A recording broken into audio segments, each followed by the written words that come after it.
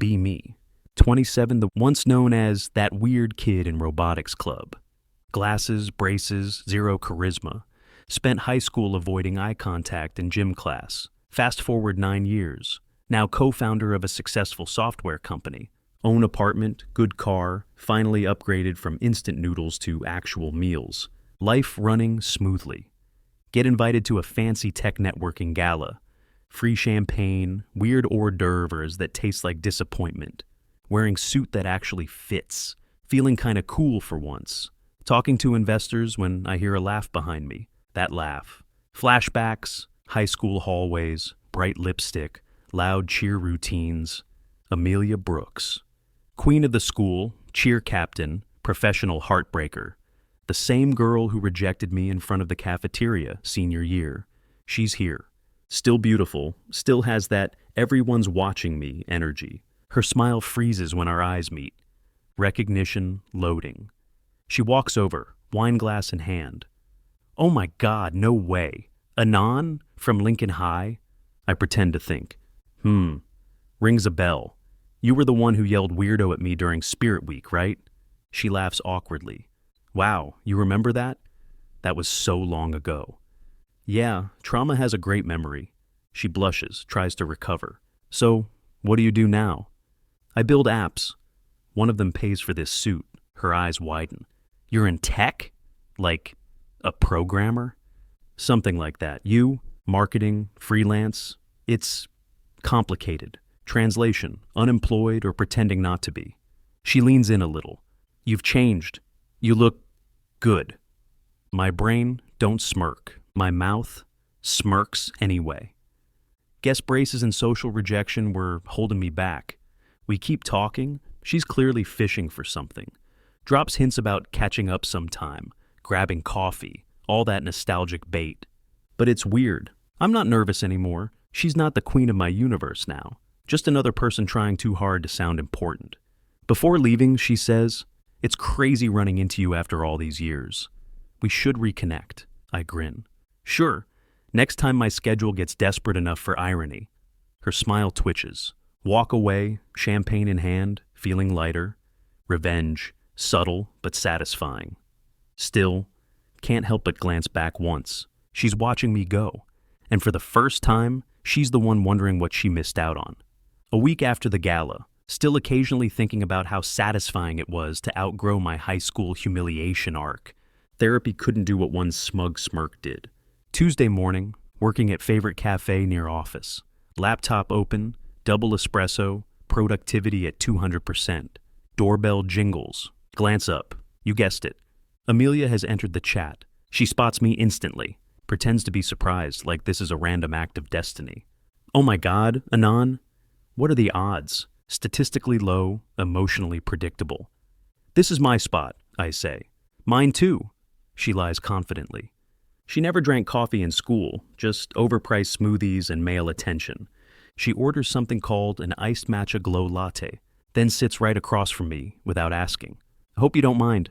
Not unless you start a cheer routine. She laughs like I'm still joking. Awkward silence. She starts talking about her life. Marketing gigs, failed startups, networking opportunities.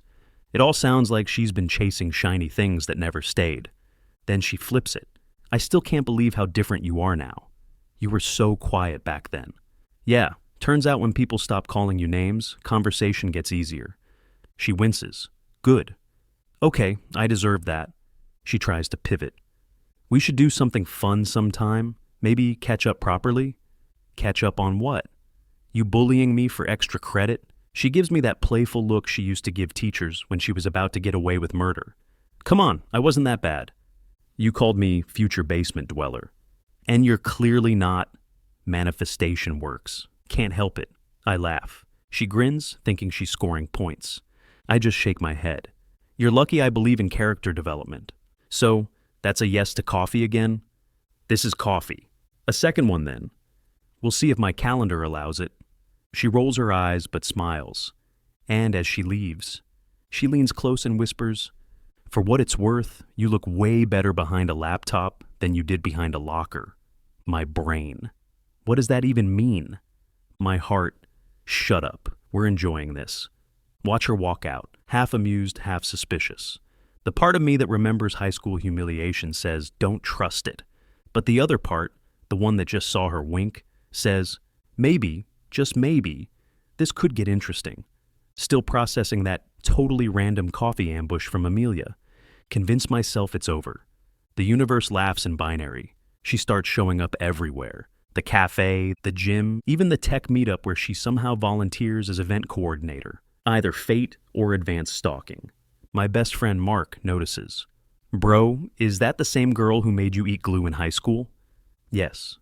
And now she's orbiting you like a satellite in heels? Yes. You're living my dream. Congrats, NASA. Amelia waves from across the room. Mark fake gasps. She waved! You're doomed. She's in full redemption arc mode. Later, she corners me by the snack table. I swear I'm not stalking you. That's exactly what a stalker would say. She rolls her eyes. Fine. I just thought maybe we could actually be friends. You bullied me for 4 years, Amelia. That's not the typical prelude to friendship.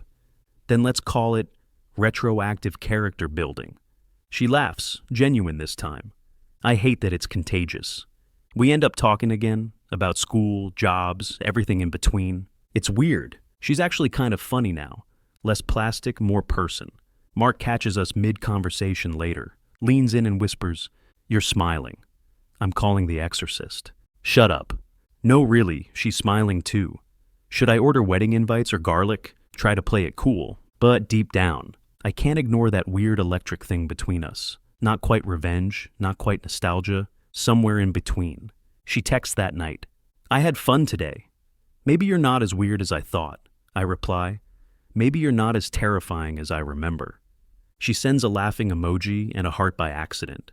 Follows up with wrong emoji. Too late. Feeling something start that I'm not sure I can debug. A few weeks since Amelia rebooted into my life. Every encounter, flirt attempt, plus guilt discount combo.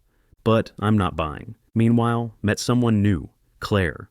Met her at a bookstore while she was arguing with the clerk about whether penguins count as birds. Instant click. She's soft-spoken, witty, and laughs with her whole face. Basically, Amelia's polar opposite. Start seeing Claire more. Coffee dates, late walks, shared playlists. Doesn't treat every sentence like a competition. I start remembering what calm feels like. Then chaos re-enters scene. Amelia, like a hawk who smells emotional stability from miles away. She shows up outside the cafe. Oh, hey! You come here often? Yeah, with someone. Her eyes flick to Claire. Smile freezes. Oh, cute. Translation, internal screaming. Every time she spots us, same routine. Wow, didn't know you liked shy girls. Didn't know you liked irony. She fake laughs, but her jaw's doing geometry. Mark later says, she's circling you like a Wi-Fi signal, bro. Don't feed her data. Amelia starts texting more. Just checking how your project's going, : Remember that time in high school when... Yeah, I remember. Therapy bills say hi, Claire asks, half joking. So, who's the ex-cheerleader that keeps liking your posts? I explain. She raises a brow. Sounds like someone doesn't like losing. Yeah, except this isn't a game anymore. Next week, Amelia, coincidentally, appears at the same restaurant. Wearing a red dress that screams, I didn't plan this at all. Claire leans in. Your stalker's here. Yep, just smile and eat your pasta. Amelia's eyes narrow. Claire feeds me a bite with her fork just to prove a point. Somewhere deep inside me, teenage me is cheering. Revenge achieved. But it's not even about payback anymore. It's peace. Finally enjoying normal life. Coding by day, dating Claire by night. Sleeping like a man unbothered by past trauma. But Amelia has entered her villain era. New hobby, pretending she's totally fine while causing chaos professionally. First incident, Claire and I go to the same cafe we met at. Amelia, coincidentally, walks in again. Same table, same fake surprise. Oh my God, you again. Small world. Small world? Girl, this is stalking with GPS precision. She pulls a chair. Uninvited DLC added to date. Claire just sips her drink calmly. Total class. Amelia smiles too wide. So, Anon, how's your company going? You always were ambitious. Claire smiles back. He still is. He just learned to pick better partners. Critical hit. Amelia momentarily stops responding. Later, she tries the friendly text strategy. Hey, I'm having a rough day. Can I vent a little? You have a therapist for that, right? Ouch, you've changed. That's the idea. Mark, as usual, enjoying the show. You realize she's treating this like a season finale, right? Yeah, well, I'm not giving her a renewal. Things get messier. Amelia posts a photo from the coffee shop with the caption, "Some people never change." Claire sees it. Wow, that's subtle. She was never good at stealth. Next week, I run into Amelia again in the lobby of my building. You live here? She asks. Yes, always have. Oh, weird. My new place is 2 floors down. She says it like she's not 100% lying. You moved here because I live here. Don't flatter yourself. Flattery not required. Evidence speaks for itself. Claire finds out and laughs instead of panicking. You attract drama like Wi-Fi. Maybe it's your superpower. Then you must be my antivirus. That night, Amelia sends one last message. You really don't miss me, huh? No, Amelia. I miss who I thought you were. Big difference. No reply. Quiet after months of noise. Finally. Peace reinstall, successful.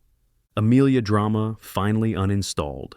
Mental RAM cleared, emotional antivirus updated. Life feels light. Claire and I spending more time together. Not forced, not loud, just easy. She starts coming over after work, helps me cook.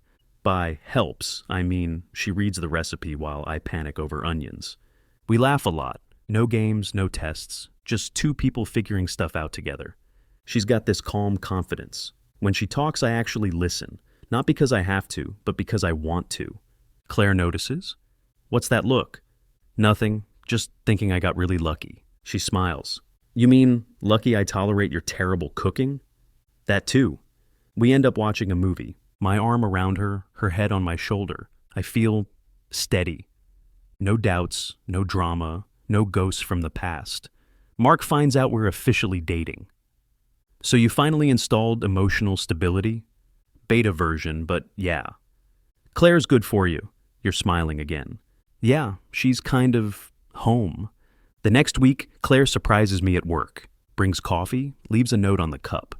To my love. Read it 3 times, like a dork. That night, she says, You know, you don't have to prove anything to me. I know, but I still want to be someone you're proud of. She grins. You already are.